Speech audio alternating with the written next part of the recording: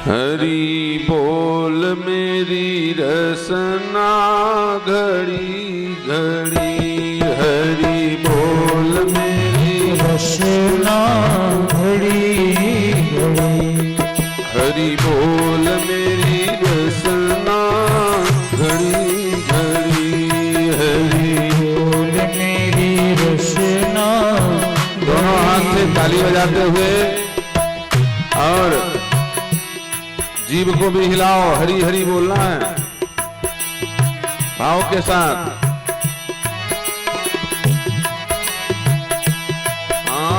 हरि हरि, हरि हरि, हरि हरि,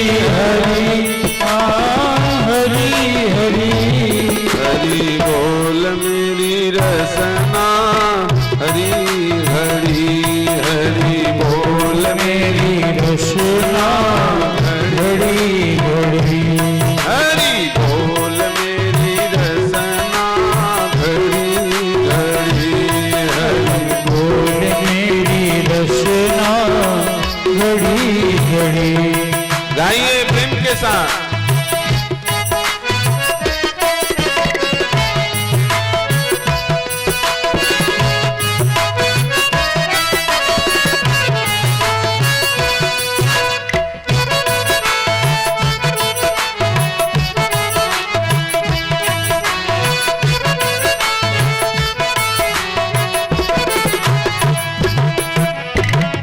व्यर्थ बिताती है क्यों जीवन, व्यर्थ बिताती।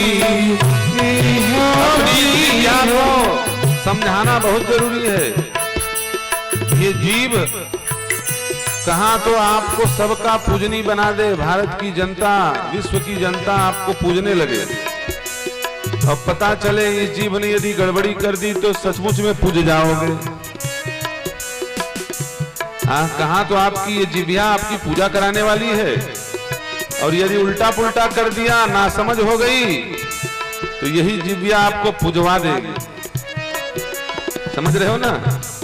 पूजना और पूजवाने में अंतर होता है, इसलिए जिभ्या को समझाओ। क्या व्यर्थ बिताती है क्यों जीवन, व्यर्थ बिताती क्यों जीवन, व्यर्थ बिताती है क्यों जीवन, व्यर्थ बिताती है क्यों जीवन। मुख मंदिर में पड़ी पड़ी, मुख मंदिर पड़ी पड़ी, मुख मंदिर में पड़ी पड़ी, मुख मंदिर में पड़ी पड़ी। नित्य निकाल गोविंद नाम की, नित्य निकाल गोविंद नाम की, श्वास श्वास से लड़ी लड़ी, बोल मेरी रसना हरि है, हरि बोल मेरी रसना घड़ी घड़ी, हरि बोल मेरी रसना घड़ी घड़ी, हरि बोल मेरी रसना घड़ी घड़ी। घड़ी घड़ी, हरे हरि हरि, घड़ी घड़ी घड़ी, हरि हरि, हरि बोल मेरी रसना घड़ी घड़ी, हरि बोल मेरी रसना घड़ी घड़ी।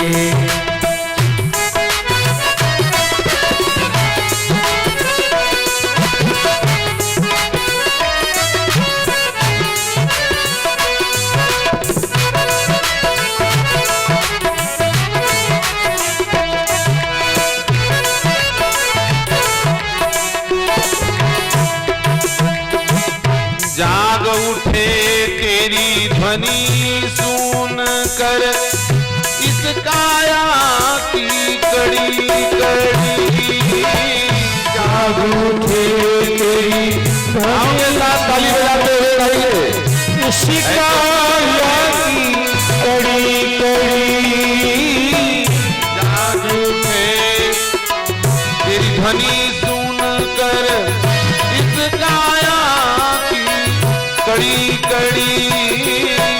जाग उठे तेरी ध्वनि सुन कर इस काया की कड़ी कड़ी। बरसा दे प्रभु नाम सुधार, बरसा दे प्रभु नाम सुधारस। बरसा दे प्रभु नाम सुधारस। बिंदु बिंदु से घड़ी घड़ी हरि बोल मेरी रसना घड़ी घड़ी हरि बोल मेरी रचना घड़ी घड़ी हरि बोल मेरी रसना घड़ी घड़ी हरि बोल मेरी रचना घड़ी घड़ी। हाँ घड़ी घड़ी अरे हरि हरि घड़ी घड़ी हरि हरि घड़ी घड़ी अरे हरि हरि हरि घड़ी हरि हरि हरि बोल मेरी रचना घड़ी घड़ी हरि बोल मेरी रचना घड़ी घड़ी हरि बोल मेरी रचना घड़ी घड़ी हरि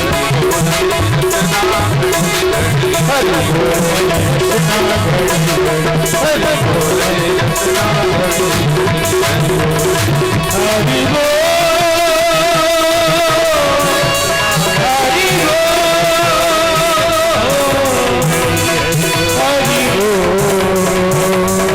मेरी रचना घड़ी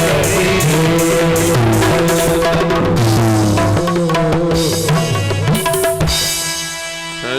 बोल हरि हरि बोल मेरी रसना घड़ी घड़ी हरि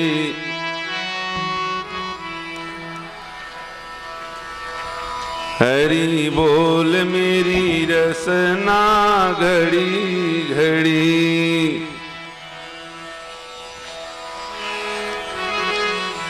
ताली बजाते हुए दोनों हाथ ऊपर उठा के घड़ी घड़ी हाँ घड़ी घड़ी घड़ी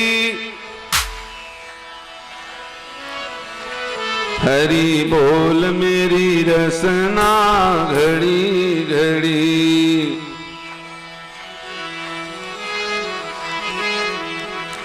पहले संगीत उंगीत नहीं होता था, तब ऐसे सब लोग कीर्तन करते थे, इसलिए हमने कहा कम से कम याद तरोताजा हो जाए। और एक पता भी चल गया कि केवल संगीत वाले नहीं गा रहे थे, आप लोग भी गा रहे थे, तो आवाज तो सुनाई दे गई आप लोगों को।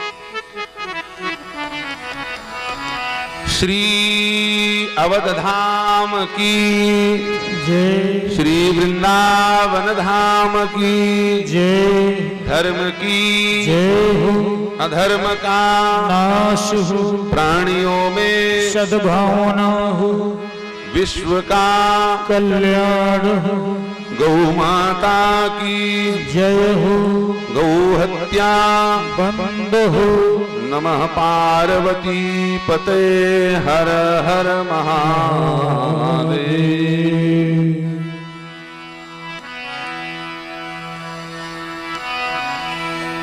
अचिंत्य अनंत परमानंद सुधा सिंधु अशरण शरण कारण अकारण करण करुणा वरुणालय तड़ित विनंदक दुति दामनी लज्जित स्वरूप माधुरी संपन्न कोटि कोटि कंदर्प दर्प कमनीय सहज कृपा के नाथ धाम दीन वत्सल प्रणत जन हितकारी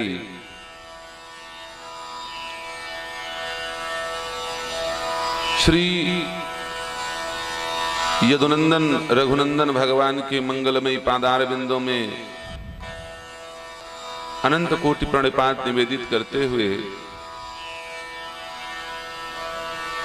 श्री हनुमंतलाल जी महाराज का मंगलमय स्मरण करते हुए श्री वेद व्यास जी महाराज को साष्टांग दंडवत प्रणिपात निवेदित करते हुए इस दिव्य अनुष्ठान में परीक्षित की भूमिका में विराजमान बड़े उदार मना व्यक्तित्व के धनी सहजता की प्रतिमूर्ति हमारे अभिन्न आत्मन पंडित श्री गणेश तिवारी जी, उनकी सहधर्मणी नेहा तिवारी जी, उनके माता पिता और इस दिव्य आयोजन में निमंत्रण पाकर के पधारे हुए समस्त तिवारी परिवार के सदस्यगण, इष्ट मित्रगण और भगवान की कथा हो रही है ऐसा सुनकर के इस विश्राम दिवस की कथा को श्रवण करने के लालसा से पधारे हुए समस्त कथानुरागी गण, क्योंकि आज की कथा बड़ी महत्वपूर्ण है। श्रीमद् भागवत जी का आज विश्राम होना है। कल गीता, विष्णु सहस्त्रनाम, तुलसी वर्षा, सहस्त्रधारा, पूर्णाहुति इत्यादि ये सब कार्य होने हैं, लेकिन श्रीमद् भागवत जी की आज ही विश्रांति है, विश्राम है। और आज समस्त विषयों को जिन्होंने 7 दिन में 6 दिनों में पूर्ववर्ती क्रम में श्रवण न कर पाया हो, आज की कथा सुनने वाले को वही पुण्य लाभ विश्राम सत्र की कथा सुनने से प्राप्त हो जाएगा।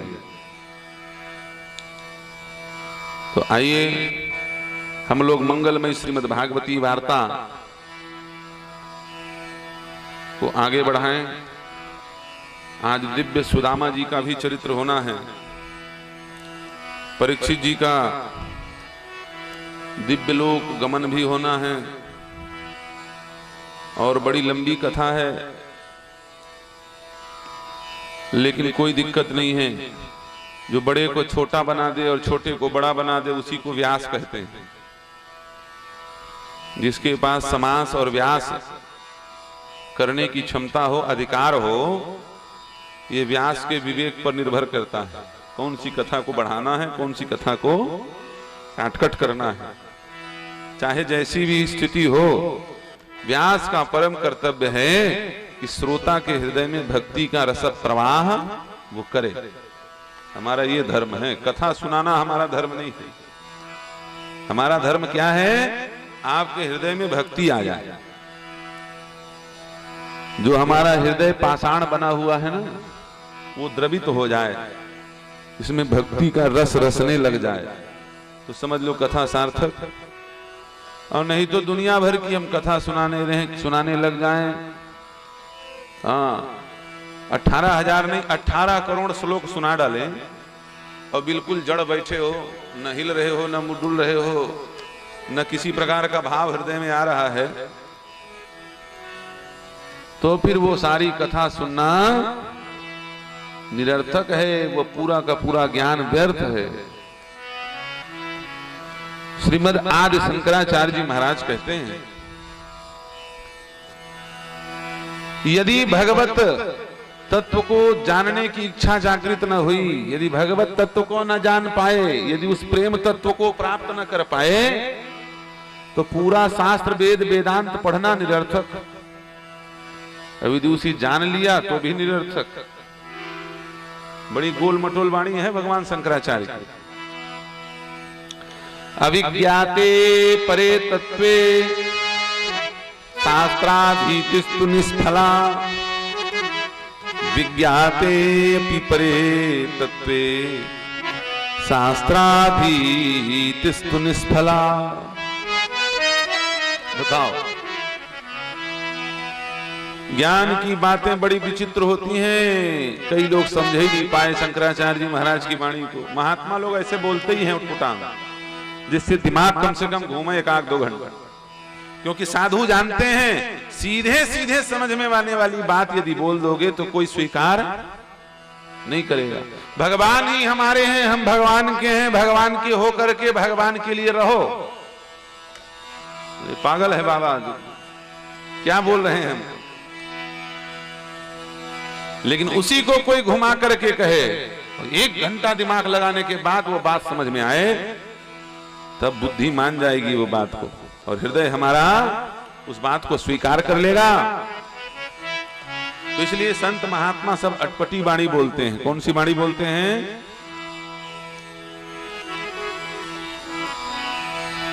कह कबीर की अटपट वाणी,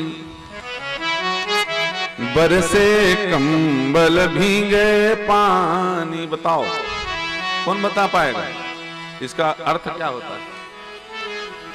कह कबीर की अटपट वाणी, बरसे कंबल भीगे पानी। होता है ऐसा कबीर? कबीर बाबा कह रहे हैं कंबल बरस रहा है और पानी भीग रहा है। ऐसा कभी हो सकता है? बारिश होती है और कंबल भीगता है। सब लोग सुनने लग गए, बड़ा विचित्र बाबा है भैया, कौन सी बात बोल रहा है, अभी बुझौला बुझो भाई। अब दिमाग लगी उसमें बात। तो ये संत महात्मा अटपटी वाणी बोलते हैं, इनको रोको। वहीं से प्रणाम कर लो मैया, नीचे जगह बनाया गया है पूजन का। कथा के बीच में व्यवधान नहीं। ये दुरंतो एक्सप्रेस है, छूट गई है, अभी स्टेशन पे रुकेगी जाकर। हाँ, श्री शंकराचार्य जी महाराज कहते हैं, अभिज्ञाते परे तत्वे शास्त्राधीतिस्तु निष्फला, विज्ञाते भी परे तत्वे शास्त्राधीतिस्तु निष्फला। जिसने उस परम प्रेम को न जान पाया, परम प्रेमास्पद, परम प्रियतम, प्राण प्यारे मदन मोहन को न जान पाया, जिसने ये बात न समझ पाई, जिंदगी भर पोथी पलटता रह गया कि सारे शब्दों को पढ़ने के बाद केवल 2.5 अक्षर ही सत्य निकलते हैं। जिसने ये न समझ पाया, समझ लो उसने कुछ नहीं समझ पाया। पोथी पढ़ पढ़ जग मुआ। कबीरदास जी महाराज शंकराचार्य जी की वाणी बोल रहे हैं। पोथी पढ़ पढ़ जग मुआ, पंडित भया न कोय, 2.5 अक्षर प्रेम के, पढ़े सो पंडित हो। जिसने जीवन भर खूब पढ़ाई की और प्रेम को न समझ पाया, भक्ति को न समझ पाया। प्रेम किसे कहते हैं? तिवारी जी, प्रेम क्या है? सवई परम प्रेम स्वरूप, स्वयं भगवान ही प्रेम है, राम ही प्रेम है। परमात्मा ही प्रेम है, प्रेम परमात्मा है। और परमात्मा कभी मारता नहीं है, परमात्मा तारता है। भगवान ने किसी को मारा? रिकॉर्ड है कहीं पे? कई लोग बोलेंगे महाराज कैसी बात करते, पूरा रिकॉर्ड भरा है, भगवान ने सबको मारा। पूतना को मारा, शंखासुर को मारा, पंचजन्य को मारा, सकटासुर को मारा, बकासुर को मारा, अकासुर को मारा, अघासुर को मारा, प्रलंबासुर को मारा, सुदर्शन को मारा, शंखचूर्ण को मारा, बल्ब को मारा, दुविध को मारा। कितने राक्षस हम कितनी गिनती कराएं। कंस को मारा, कंस के भाइयों को मारा, और कोई बचा क्या? और कोई बचा क्या? कोई नहीं बचा। भागवत उठा के देख लो, इतनों को मारा। रामचरितमानस उठा के देखिए भाई, अक्षय कुमार को मरवाया, मेघनाथ को मारा, कुंभकर्ण को मारा, अकंपन को मारा, प्रहस्त को मारा, कुंभ निकुंभ को मारा। कितने राक्षस हैं? अरे बोले गिनती नहीं लगा सकते। 1 लख पूत 1.25 लख नाती, तारावण घर दिया न बाती। मंदोदरी के रही मेरे पूरे कुल खानदान को मार डाला। राम विमुख असहाल तुम्हारा, रान कुल कौरवनहारा। कुल में कोई रोने वाला नहीं बचा, इतने राक्षसों को मारा। तो भैया जो भगवत विरोधी होंगे उनको लगता है कि भगवान ने मारा, जो अज्ञानी है उनको लगता है कि भगवान ने मारा। वस्तुतः भगवान ने किसी को नहीं मारा, सबको तारा। अच्छा, 14,000 राक्षस शूर्पणखा के नाक कटने के बाद, शूर्पणखा का नाक काटा ना भगवान ने,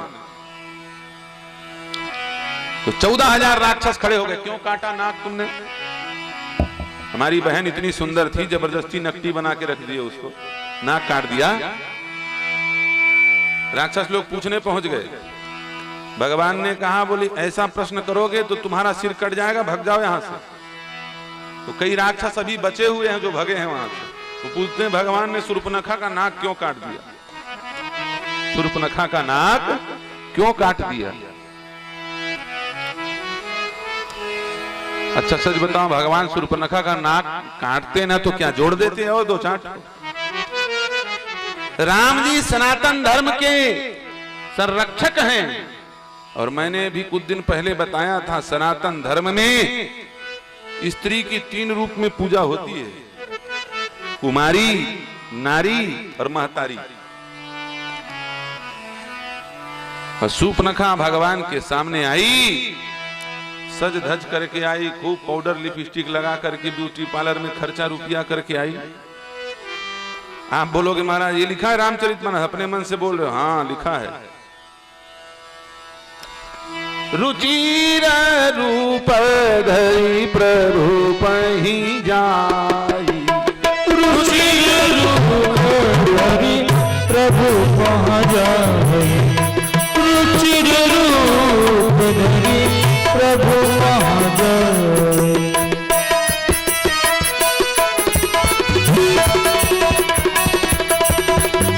बोली बचन बहुत मुस्काई, बोली बचन बहुत मुस्काई। बोली बचन बहुत मुस्काई, बोली बचन बहुत मुस्काई। रुचिर रूप धरि प्रभु पहि जाई, रुचिर रूप धरि प्रभु पहि जाई। कैसे गई भगवान के पास शूर्पणखा? नारी बन करके गई, महतारी बन करके गई कि कुमारी बन करके गई? हत्यारी बन करके गई। सारा काम विपरीत कर रही है स्त्री। भगवान के पास जाकर के कहती, तो सम पुरुष नमो समना, यह संजोग विधि रचा विचारी। हे राम, तुम्हारे समान कोई पुरुष नहीं है और मेरे समान कोई नारी नहीं है। सच बताओ, नारी किसे कहा जाता है? जिसका विवाह हो गया हो और बालक पैदा ना हुआ हो, उसे नारी कहा जाता है। विवाह ना हुआ हो तो कुमारी रहती है, विवाह हो जाए तो वो नारी होती है, और पुत्र प्राप्ति हो जाए तो उसे महतारी कहा जाता है। और शूर्पणखा नारी है कि महतारी है? महतारी है। इसका एक बेटा था, जनस्थान में लक्ष्मण जी महाराज ने मार दिया उसको जाकर के। वाल्मीकि रामायण में कथा है। हाँ, बड़ा सुंदर श्लोक है, याद नहीं आ रहा है। दुष्टा पाप परीतात्मा पाद सौंदर्य मोहिता, एकदा गोदावरी तट्यां पंचवट्या समीपतः दुष्टा पाप परीता आत्मा पाद सौंदर्य मोहिता। भगवान श्री राम का चरण चिन्ह बना हुआ था गोदावरी के तट पर। इस शूर्पणखा ने देखा कि जिसके पैर का चिन्ह इतना सुंदर है, जिसका चरण इतना सुंदर है, उसका चेहरा कितना सुंदर होगा। चलो तो जरा जा करके उनके चेहरे को देखें।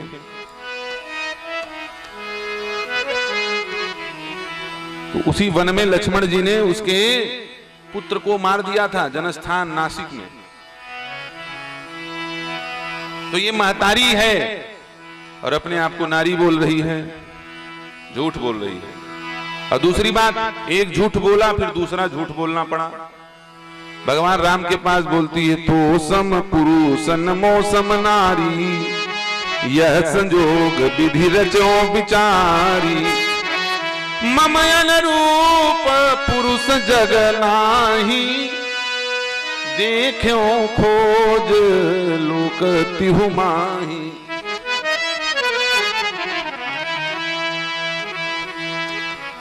ताते अब लगी रहो कुमारी, मन माना कछु तुम ही निहारी। अभी तक मैं कुमारी हूं, अब और बड़ी झूठ बोल रही है।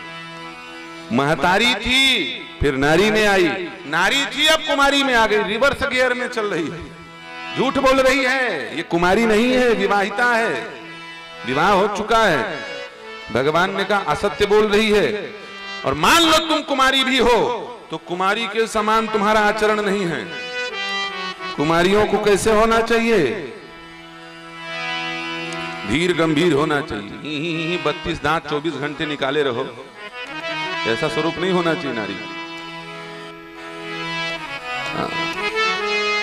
शूर्पणखा भगवान के पास गई, क्या भगवान को जानती थी? नहीं जानती थी। पहले बार गई, अपरिचित पुरुष के पास ये कुमारी बनकर के जा रही है। और अपरिचित व्यक्ति को देख करके दांत नहीं निपोरना चाहिए। समझ में आई कि नहीं बात? छत्तीसगढ़ी में शुद्ध बोल रहा हूं। दांत नहीं निपोरना चाहिए, निकालना नहीं चाहिए। हाँ,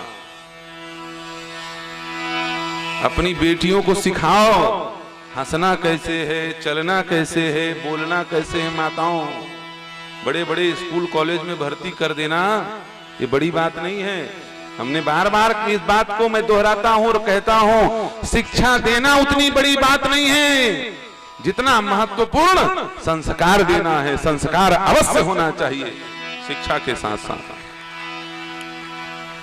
पर पुरुष को देख करके न मुस्कुराए। अपरिचित स्थान पर चाहे बेटा हो चाहे बेटी हो, सौम्यता का चाल चलना चाहिए। ज्यादा मटक मटक के नहीं चलना चाहिए। ये शूर्पणखा आई मटकते हुए, पहनी सैंडल, लिपस्टिक लगाए, रुचिर रूप धरी प्रभु पही जाई, और हाथ में चमड़ा का घड़ी पहनी हुई है। दुनिया भर का ढोंग रच करके शूर्पणखा आई और भगवान के पास पहुंची। ये देवी थोड़ी है, लेडीज है, यही लेडीज है शूर्पणखा, फर्स्ट लेडीज। भारत में इसके पहले कोई लेडी नहीं थी। ये शूर्पणखा लेडी है। हमारे देश की माताएं लेडी नहीं है। हमारी देश की माताएं तो देवियां हैं ना, हम पहले बता चुके हैं। ये लेडी लेडा सब उधर ही होते हैं, हमारे तरफ नहीं होते। भगवान के पास पहुंची शूर्पणखा और पहुंच करके खूब मटक मटक करके बोली, बचन बहुत मुस्काई। अनावश्यक हंस करके बात कर रही है। क्या जरूरत है अनावश्यक हंसने की? कोई बात बोलनी है गंभीरता पूर्वक बोलो ना। जबरदस्ती दांत निकाल रहे हैं, जबड़ा दिखा रहे हैं, ये बहुत गलत बात है। अपरिचित व्यक्ति के सामने, चाहे आपकी बेटी हो चाहे आपका बेटा हो, अत्यधिक मुस्कुराना बहुत बड़ा दोष माना गया। अनावश्यक हंसना ये मूर्ख व्यक्ति का परिचय होता है। सौम्यता पूर्वक गंभीर वाणी से बोलिए। भगवान कैसे बोलते हैं? भगवान की वाणी गंभीर है, असर पैदा करती है। और हमारी वाणी नहीं, हम बाण भी चलाएं और वाणी भी चलाएं, कोई फर्क नहीं पड़ता। हमारी वाणी निष्फल हो जाती है। क्यों? हमारी वाणी में उच्छृंखलता है, गंभीरता नहीं है। देखो मरे हुए मनु जिंदा हो गए भगवान की गंभीर वाणी सुनकर के। मनु के शरीर की क्या स्थिति थी? शरीर का पूरा मांस दीमक खा गए, रक्त चींटियां पी गई हैं, एक ठो नस नहीं बचा है, पूरा हड्डी दिखाई दे रहा है। अस्थि मात्र कोई रहे वो शरीरा, कोई रहे वो शरीरा, तदपि मना मन नहीं पीरा, तदपि मना नहीं पीरा। अस्थि मात्र केवल हड्डी बचा है। हड्डी जिसके शरीर में बचा उसे कंकाल कहते हैं। और कंकाल जिंदा होता है कि मुर्दा? बताओ। मरे हुए को तो कंकाल कहते हैं, जिंदा कंकाल देखा कभी किसी ने? और कंकाल जिंदा हो के सामने आ जाए तो भूत भूत कह के सब भागेंगे डर के। मरे हुए महाराज मनु में जीवंत का संचार हो गया। भगवान की वाणी जैसे कान में पहुंची, गोस्वामी जी कहते हैं, मृतक जियावन गिरा सुहाई, श्रवण रंद्र होई उरज बआई। मृतक जियावन गिरा सुहाई, श्रवण रंद्र होई उरज बआई। हिष्ट पुष्ट तन भये सुहाए, मानव बही भवन बेहाय। हृष्ट पुष्ट तन भये सुहाए, मानव बही भवन बेहाय। ये भगवान की वाणी का प्रभाव। महात्मा और परमात्मा की वाणी जीवन में परिवर्तन लाती है। क्यों? गंभीर होती है वाणी। इसलिए नारी को गंभीर और कोमल वाणी बोलने वाली होनी चाहिए। चाहे नारी हो चाहे नर हो, सबके लिए हम बोल रहे हैं। तो इसका मतलब ये मत समझ लेना इन्हीं को सिखा रहे हैं महाराज तो तुम एक आंख नींद मार लो। सबके लिए बोल रहे हैं, आपके लिए भी बोल रहे हैं, इनके लिए भी। उच्छृंखल वाणी नहीं बोलनी चाहिए, हल्की फुल्की। अब वजनी वाणी बोले कौन? जिसका दिमाग वजनी हो। तब आजकल के लड़के लड़कियों का दिमाग तो खड्डा हो गया है। रात को 1:30 बजे तक फेसबुक चल रहा है, व्हाट्सएप चल रहा है, इंस्टाग्राम चल रहा है, ट्विटर चल रहा है। अब पूरा दिमाग की नसें खिंच गई, उसमें मोबाइल में घुस गई पूरी दिमाग। सवेरे उठे खाली दिमाग, भूत प्रेत जैसे देख रहे हैं। 9 बजे 9:30 बजे राक्षस जैसे उठे, राक्षस बेला में। जो भी व्यक्ति सूर्योदय के बाद उठता है उसकी मस्तिष्क की मेधा नष्ट हो जाती है। याद रखना, ये कागजी ज्ञान को ज्ञान नहीं कहा जाता। जब आप दुविधा में फंसे हो और तत्काल आप अपने विवेक का निर्णय आश्रय लेकर के उस दुविधा से बाहर निकल आओ, तब आप ज्ञानी हो। कागज पढ़ लेने से, सर्टिफिकेट ले लेने से कोई ज्ञानी नहीं होता। हमारी बुद्धि में 17.5 करोड़ सेल हैं और इस बुद्धि को, इस मति को भगवान सूर्य नारायण की ऊर्जा मिलना परम आवश्यक है। सूर्योदय के समय जो भी व्यक्ति सोया रहेगा, भगवान नारायण उसकी बुद्धि को मंथर कर देते हैं। दिन भर उसका सिर भारी रहेगा, हेडेक बना रहेगा। सूर्योदय के बाद उठने वाले व्यक्ति की बुद्धि में कभी चैतन्यता नहीं रहेगी। तो रात को 1:30 बजे तक जगे और दिन में 10 बजे तक सोए। अब बुद्धि काम कर नहीं रही है, तब कैसे बोलना है, क्या बताना है, कुछ समझे नहीं आ रहा है। अब बस एक ही बात निकला है, दांत मुंह तो निकलते हैं, आवाज तो निकलती है, अब दिमाग काम ही नहीं कर रहा है। कुत्ते को देख के हंस रहा है, गधे को देख के हंस रहा है, जिसको देख के उसको देख के हंस रहा है। इसका परिणाम गलत होता है। खास करके बेटियों को अनावश्यक किसी को देख करके नहीं मुस्कुराना चाहिए, शास्त्र में वर्णित है। इसलिए अपनी बेटियों को चलना सिखाओ, बोलना सिखाओ, हंसना सिखाओ। कैसे हंसना है? हाँ, माताओं, पहले की माताएं सिखाती थी, बेटी तुझे देखने वाले आ रहे हैं तो तू कैसे चलना? बोले हंसनी के जैसे चलना, जैसे हंसनी चलती वैसे चलना। लेकिन आजकल की माताएं सिखाती हैं, बेटी तू बिल्ली के जैसे चलना। सच बताओ, ये बंबई इत्यादि बड़े शहरों में कैट वॉक होता है। कैट वॉक, ये कैट वॉक माने क्या होता है जी बताइए दक्षिणामूर्ति जी? कैट माने बिल्ली, वॉक माने चलना। बिल्ली के समान चलना सिखा रहे हैं। अब सोचो, यदि आपने अपनी बेटी को आजकल के इस घटिया चाल को सिखाया तो ये कैट वॉक चलना सीख करके अपने ससुराल जाएगी, और जब ससुराल जाएगी तो दिन भर पति के आगे पीछे घूमते रहेगी, और जिसके आगे एक बिल्ली निकल जाए उसका दिन खराब हो जाता है। एक बार बिल्ली रास्ता काट दे उसका दिन खराब हो जाता है। और वो बिल्ली आप भेजे हो जो वो दिन भर पति का रास्ता काटेगी, ना उसका पति बढ़ पाएगा ना वो सुखी रह पाएगी। तो इसलिए अपनी बेटी को हंस के समान चलना सिखाओ, हंसनी के समान। सीता जी को कैसा चलना सिखाया गया है? हंस गवनी तुम नहीं बन जोगु, हंस गवनी तुम नहीं बन, सुन हम कहलो, काह कहीं सुन हम कहलो। हे हंस गवनी, हे हंसनी की चाल चलने वाली सीते, तुम बन नहीं जा सकती। और दो चाल सिखाना चाहिए। सिखाना ये तो बिल्ली की चाल क्यों सिखाते हो? बड़ी बिल्ली का चाल सिखाओ। बड़ी बिल्ली किसको कहते हैं? सिंघनी।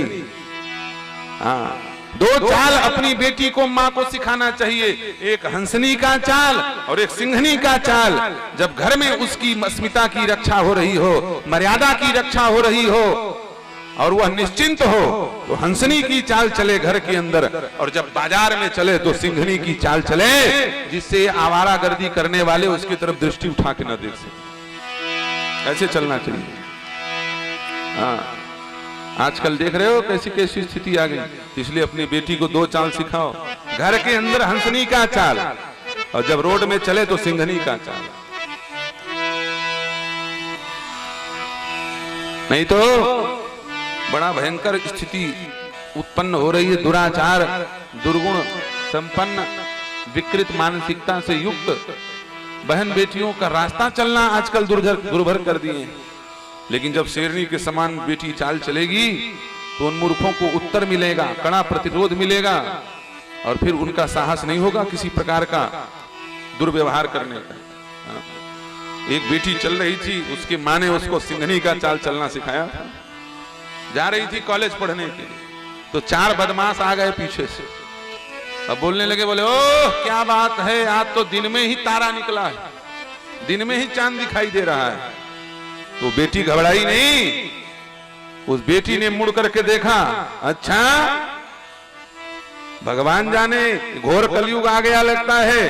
पहले के समय में दिन में उल्लुओं को नहीं दिखाई देता था, आज तो दिन में उल्लुओं को दिखाई देने लग गया।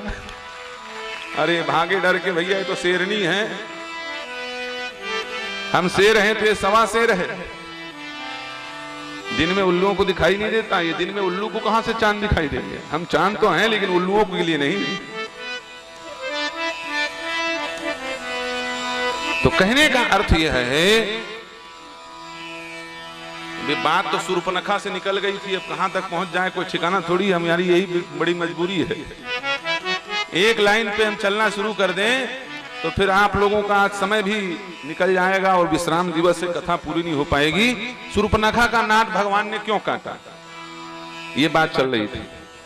तो यही दुराचार पूर्वक मानसिकता को लेकर के शूर्पणखा पहुंची और भगवान के पास पहुंची सज धज करके। रुचिर रूप, जो उसका रूप नहीं है वो रूप बनाकर, इसका रूप भयंकर रूप है, लेकिन सज धज करके गई, बनावटी रूप धारण करके गई। और जो बन करके भगवान के सामने जाएगा भगवान उसे स्वीकार नहीं करते। एक बात याद रखना, जो बना है वो बिगड़ेगा, इसलिए बन करके भगवान के सामने मत जाओ। संत और महात्मा के सामने बन करके नहीं जाना चाहिए।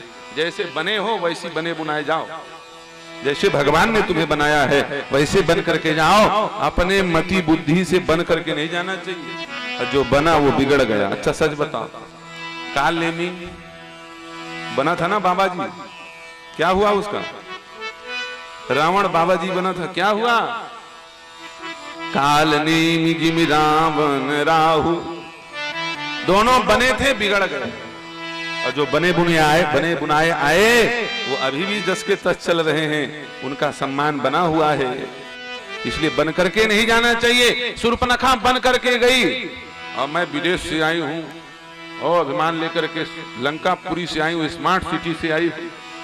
राम जी के पास, हे वनवासियों, लिसन मी, मेरे तरफ देखो, मैं कौन हूं जानते हो? लक्ष्मण जी मिले। लक्ष्मण जी ने कहा, हमको बताने की जरूरत नहीं, हमको मतलब ही नहीं तुमसे, तुम कौन हो? शूर्पणखा ने कहा, अरे सुनो तो तुम दोनों लोग, I am most beautiful girl in this world in this time.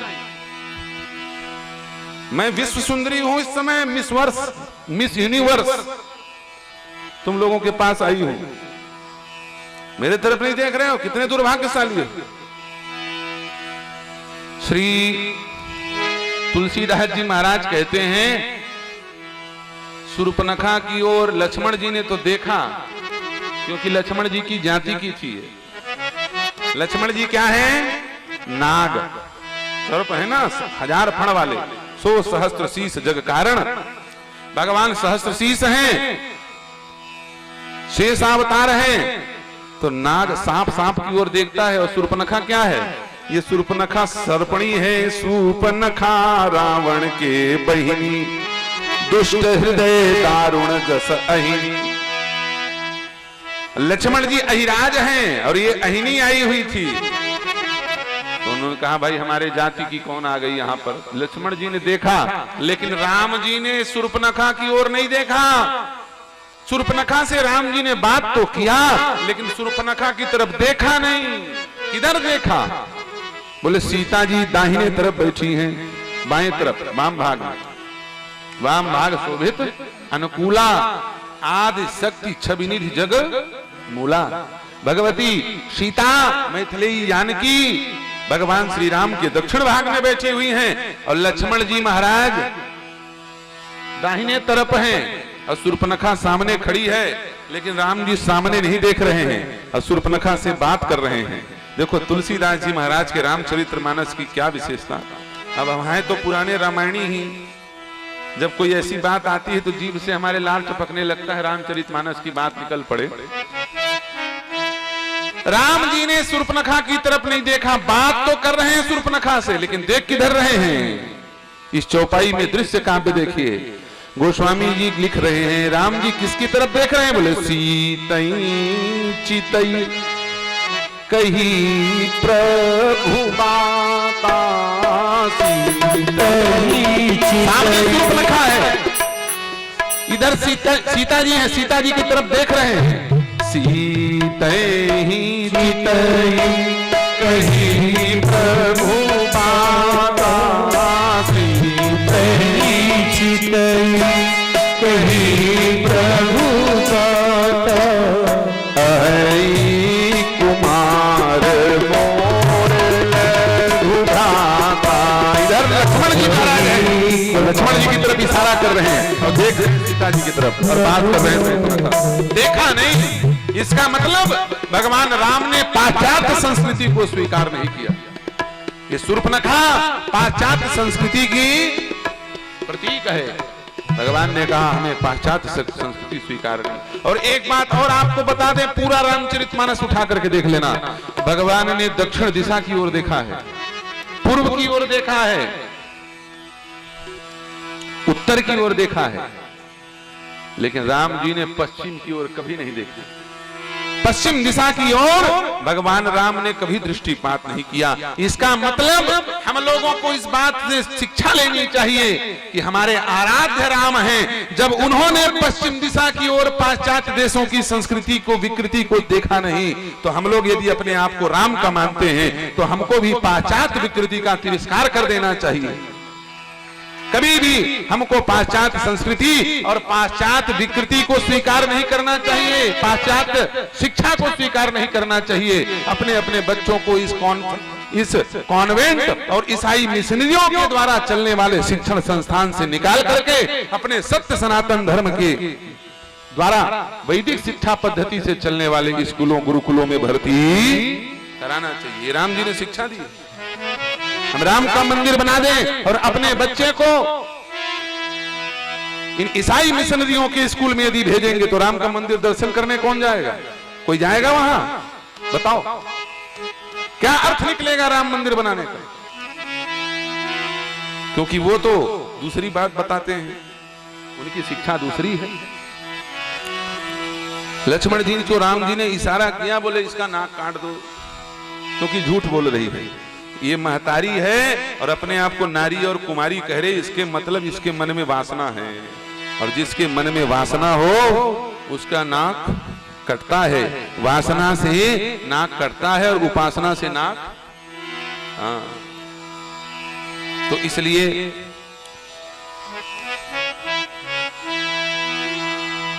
हम लोगों को अपने दिनचर्या में बहुत प्रकार के सुधार करने आवश्यक हैं। चाल चलल, बोलना, बताना, ये सब सीखने की आवश्यकता है। और ये सब बात संत महात्मा गुरु नहीं सुनाएंगे तो और कौन सुनाएगा? बाकी लोग तो विकृति लाने में पूरा सहयोग कर रहे हैं। जितना बिगड़ सके उतना बिगड़ जाए, उनको कोई चिंता तो है नहीं। तो इसलिए इन सब बातों को हमने कहा। अब हम लोग भागवत की चर्चा को आगे बढ़ाएं। श्री सुखदेव जी महाराज कहते हैं कि ब्रह्म विधि से भगवान ने रुक्मणी जी का पाणी ग्रहण किया है, विवाह संपन्न हुआ, समय व्यतीत हो रहा है। भगवती रुक्मणी के गर्भ से स्वयं भगवान कामदेव ने पुत्र के रूप में अवतार लिया है। स एव जातो वैदर्भ्याम कृष्ण वीर्य समूभवः प्रद्युम्न इति विख्यातः सर्वतो नवम पितुः। स्वयं कामदेव ही कृष्ण का स्वरूप धारण करके भगवान के पुत्र बनकर के आए हैं। शंबरासुर को पता चला कि भगवान कृष्ण का प्रथम पुत्र मेरा काल बनेगा, तो बाल काल में ही सोते हुए प्रद्युम्न का हरण करके ले जाकर के समुद्र में संभर नामक दैत्य ने फेंक दिया, और एक विशाल मत्स्य ने उस छोटे से बालक को खा लिया। और उसी क्षण मछुआरों ने उस मछली को पकड़ लिया और उस मछली को ला करके जैसे ही कुल्हाड़ी से काटने लगे तो उस मत्स्य के पेट में, उदर में जीवित बालक को देख करके बड़ा आश्चर्य हुआ। उस बालक को मायावती नामक एक सेविका को प्रदान कर दिया गया।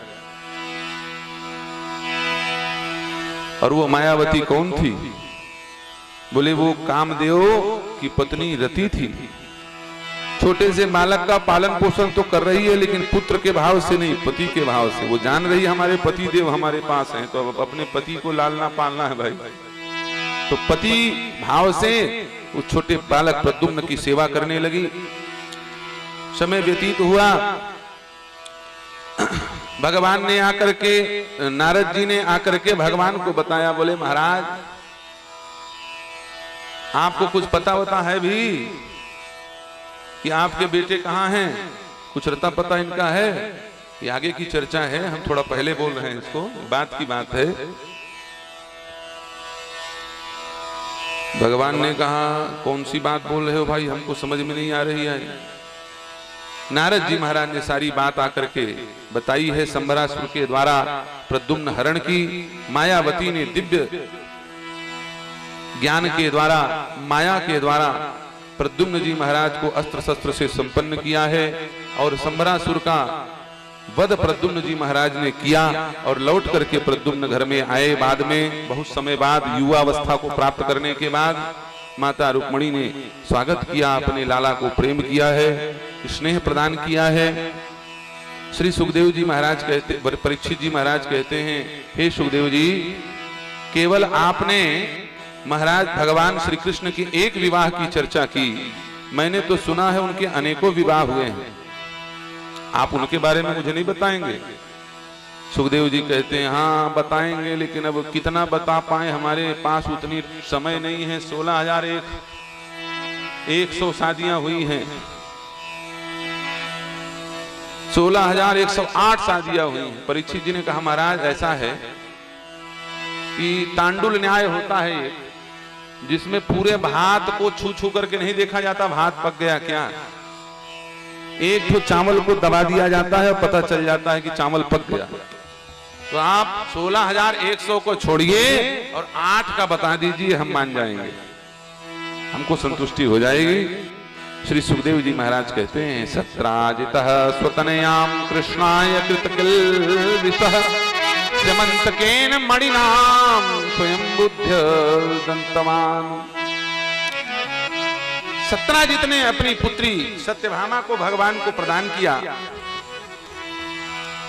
परीक्षित ने पूछा महाराज सत्राजित किं करोद ब्रह्मन् कृष्णस्य किल्बिषम् श्यमंतकः कुतस्तस्य कस्माद् दत्ता सुता हरे। मैंने तो सुना है सत्राजित ने भगवान के ऊपर आरोप लगाया था कि मेरे भाई प्रसेन को मार करके इन्होंने मेरे से समंतक मणि का हरण किया है, फिर उन्होंने अपनी पुत्री का विवाह कैसे किया। सुखदेव जी महाराज कहते हैं परीक्षित सत्राजित एक बार भगवान से मिलने के लिए द्वारिकापुरी पधारे। परम शाक्य होने के कारण, सूर्य उपासक होने के कारण सूर्य भगवान का तेज इनके शरीर में परिलक्षित होता था, दैदीप्यमान होता था। जब सत्राजित महल के अंदर घुसने लगे तो सब द्वारपाल इत्यादि मंत्रीगण भगवान श्री कृष्ण से कहते हैं प्रभु लगता है आपका दर्शन करने के लिए एस आयाति सविता त्वाम दिदृक्षुर जगतपते मुष्णन गंभस्ति चक्रेण नृणाम चक्षुषी तिग्मगुः। लगता है कि आपका दर्शन करने के लिए आज जगत साक्षी भगवान सूर्य नारायण स्वयं पधारे हुए हैं, क्योंकि इनके चेहरे की ओर हमारी दृष्टि टिक नहीं पा रही। इतना तेज है, इतना चमक है इनके चेहरे में, मुझे तो लगता है सूर्य नारायण स्वयं आज द्वारिकापुरी पधारे। भगवान ने कहा मंत्रियों ये सूर्य नारायण नहीं है, ये कौन है? बोले निशम्य बाल वचनम प्रहस्याम्बुजलोचन प्राहनासो रवीर देव सत्राजिन मणिना ज्वलन। बच्चों की समान बात मत करो, सूर्य नारायण हमारे यहाँ क्या करने आएंगे, उनका काम दूसरा है। ये स्वयं सूर्य भगवान के परम उपासक राजा सत्राजित हैं, हमसे मिलने के लिए यहाँ रहे। जब सत्राजित पधारे तो उनके कंठ में एक दिव्य समंतक मणि के कारण उनके शरीर से वो तेज निकल रहा था। 8 भार सोना प्रतिदिन इस समंतक मणि से निकलता था। अब ये 8 भार क्या होता है इसके लिए बताया गया है, लेकिन वो नाप अभी निकाल नहीं पाओगे क्योंकि पुराना जमाना का नाप था वो। अब कोई बड़े बुजुर्ग होंगे या फिर विशेषज्ञ होंगे कहीं पर, तब वो निकल पाएगा। चतुर्भिर भुगम भुजम भुजान पंच पणम पणान अष्टौ धरणमष्टौ च करसंताश्चतुरः पलम तुलाम पलशतम प्राहुरभारम स्याद्विशति तुलाः। यह भार का परिमाण बताया गया है। 4 व्रीहि माने 4 धान का एक गुंजा होता है और 5 गुंजा का एक पण होता है, 8 पण का एक धरण होता है, 8 धरण का एक कर्ष होता है, 4 कर्ष का एक पल होता है, 100 पल की एक तुला होती है और 20 तुला का एक भार होता है। अब आप लोग जानो, आपका काम जाने, हमने इतना बता दिया, इसके आगे हमको भी नहीं पता है। ये धान वान किसको कहते हैं? हमारे जमाने में तो भाई मिलीग्राम चला है, milligram, gram, KG, quintal, metric ton, ton, ये सब जानते हैं अपन लोग। और अधिक से अधिक जानना चाहेंगे तो शेर, मन, पांव, ये सब पता लग जाएगा। बस ये धान इत्यादि का ज्ञान हमको नहीं है। किसी न किसी शास्त्र में वर्णित होगा, कोई उत्तम विद्वान व्यक्ति के द्वारा पता लग जाएगा। 8 भार सोना प्रतिदिन निकलता था। मंत्रियों ने कहा महाराज जब इतना भार, इतना सोना इस मणि से निकलता है तो इसका काम सत्राजित के पास क्या है? आप द्वारकाधीश हैं, आपको ये दे दो। कई लोगों ने कहा सत्राजित को भगवान को दे दो। सत्राजित ने कहा नहीं, मुझे भगवान सूर्य ने आशीर्वाद में दिया, मैं कैसे दे दूंगा। भगवान ने कहा ठीक है भाई, तुम्हारी चीज तुम जानो, दो चाहे ना दो, हमें क्या आवश्यकता है। सत्राजित वापिस चला गया। एक दिन की बात, उस मणि को सत्राजित के भाई प्रसेन ने कंठ में धारण किया और वन में क्रीड़ा करने के लिए, आखेट करने के लिए गया। उस समय क्या स्थिति हुई, एक भयंकर सिंह उस वन में आया और उसने सत्राजित को घोड़े के सहित और मणि के सहित खा लिया और खा करके गुफा में प्रवेश किया। जैसे ही गुफा के अंदर उसने प्रवेश किया तो वहां पर जामवंत जी महाराज विराज रहे थे। उन्होंने उस सिंह का ऑपरेशन कर दिया और उस मणि को निकाल लिया। ऑपरेशन कर दिया माने जैसी आराम कर दिया, और सिंह के उदर से उस मणि को निकाल करके अपनी परम रूपवती अष्टधा लक्ष्मी स्वरूपा भगवती जामवती को खेलने के लिए उपहार स्वरूप उस मणि को दे दिया। अब इधर हल्ला मचने लगा कि जब हम द्वारिका गए थे, प्रसेन ने हल्ला कर दिया, चारों तरफ डिंडोरा पिटवा दिया कि जब मैं द्वारिका भगवान श्री द्वारिकानाथ के दर्शन करने के लिए गया था तो ये बचपन के चोर ने मेरे हीरे को, मेरे मणि को प्राप्त करने की इच्छा व्यक्त की थी। जब मैंने उनको नीति युक्त दान नहीं किया तो अनैतिक मार्ग का अनुसरण करके मेरे भाई को मार करके मेरे उस दिव्य मणि को इसने छीन लिया। चारों तरफ यही चर्चा होने लगी, फुसुर फुसुर काना फुसी कि कृष्ण द्वारिकाधीश बड़े चोर निकले। भाई देखो, भाई जो है सत्राजित का प्रसेन वन में गया और उसके मणि को चोरी कर लिया। भगवान को यह बात सहन नहीं हुई।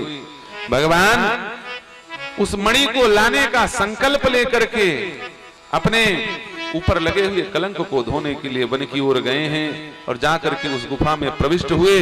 27 दिन तक उस गुफा के अंदर रहे भगवान। जैसे उस गुफा के अंदर घुसे तो गुफा के अंदर जामवंत की पुत्री जामवंती उस मणि को लेकर के क्रीड़ा कर रही थी। भगवान को आया हुआ देख करके डर के जामवंती अपने पिता को आवाज देने लगी और उसी समय जामवंत जी महाराज पहुंचे। जामवंत जी ने कहा, जामवंत जी से भगवान ने कहा ये मणि हमें दे दो। जामवंत जी ने कहा इस मणि को मूल्य देना पड़ेगा। क्या है मूल्य इसका? बोले इसका मूल्य है युद्ध, रुपया पैसा में नहीं मिलेगा ये मणि। कई लोगों का दिमाग जो है ज्यादा गर्म रहता है, उनको बात वाली बात तो समझ ही नहीं आती, उनको केवल लात वाली बात समझ में आती। समझ में आई कि नहीं बात? ये जामवंत जी महाराज बड़े गर्म दिमाग के हैं तो बड़े बुद्धिमान। जब रामावतार में युद्ध हुआ तो राम जी जब लौटने लगे पुष्पक विमान में बैठ करके सबसे पूछ रहे हैं, राम जी क्यों, कैसा लगा? हनुमान जी कहे बोले महाराज मजा आ गया, अच्छा युद्ध हुआ। अंगद कहे बोले खूब मजा आया महाराज, मैंने तो घुमा घुमा के लात मारा राक्षस को। सब अपनी अपनी बात कर रहे थे, टाइम पास कैसे करें भाई, युद्ध की बात कर रहे थे। नल नील से पूछा तुम लोगों ने कुछ किया? बोले महाराज नल दाएं से चढ़ा एक राक्षस के और मैं बाएं से चढ़ा, हम दोनों लोगों ने नाक में उंगली फंसा करके खींच दिया उसको, वहीं मर गया वो राक्षस। सब बता रहे हैं, किसी ने मूंछ पकड़ा, किसी ने पूंछ पकड़ा, किसी ने कुछ किया। जामवंत जी मुंह लटकाए बैठे, क्यों आपको मजा नहीं आया? जामवंत जी ने कहा बोले देखो भाई मुझसे ये सब बात मत किया करो। राम जी ने अरे इतना बड़ा युद्ध हुआ है, मुझसे ये बात मत किया करो, क्या हो गया? बोले युद्ध हुआ, ये तो खेल तमाशा है, कोई युद्ध है, इसको युद्ध कहते हैं। राम जी ने कहा अच्छा खेल तमाशा? बोले हाँ महाराज, पहलवानों के बीच में युद्ध होता है। अरे तुम कोई रावण पहलवान नहीं लगा? जामवंत ने कहा रावण पहलवान कीड़ा है, पहलवान का है को? हमारे सामने रावण कीड़ा है। पड़ा वीर घुरमित सुरघाती, एक मार खींच करके खड़क फेंक करके मारा। श्री जामवंत जी ने रावण चारों खाने चित्त होकर के धरती पर गिर गया। एक मुक्का पड़ा जामवंत का। बोले जो एक मुक्का ना झेल पाए उसे पहलवान कहते थे। सच बताऊं महाराज, मैं तो खाली मशीन बैठा था, कोई काम वाम मेरे पास था नहीं, ये सब लोग लड़ रहे थे बच्चे लोग, मेरे को तो मजा नहीं आया भाई युद्ध में। भगवान राम ने कहा अच्छा तब तो फिर ये दानव इत्यादि तुमसे लड़ ही नहीं पाएंगे, हम ही को लड़ना पड़ेगा। लेकिन रामा अवतार है, मर्यादा के कारण हम नहीं लड़ सकते। चलो कोई बात नहीं, तुम्हारे युद्ध की इच्छा को हम द्वापर युग में कृष्णावतार में पूरा करेंगे। तो वही बात घूम रही है, भगवान की प्रतीक्षा भी जामवंत कर रहे हैं कि कोई तो आएगा मेरे से युद्ध करने वाला। जो भी उस गुफा में घुसे उससे जामवंत युद्ध करें। कौन टिका जामवंत के सामने, वो शेर मर गया बेचारा। जैसे ही भगवान अंदर घुसे, भगवान से उन्होंने कहा जामवंत जी ने कि इस मणि का मूल्य केवल युद्ध है, युद्ध के द्वारा इस मणि को प्राप्त किया जा सकता है। भगवान ने कहा ठीक है तो आ जाओ, फिर मल्ल युद्ध प्रारंभ किया जाए।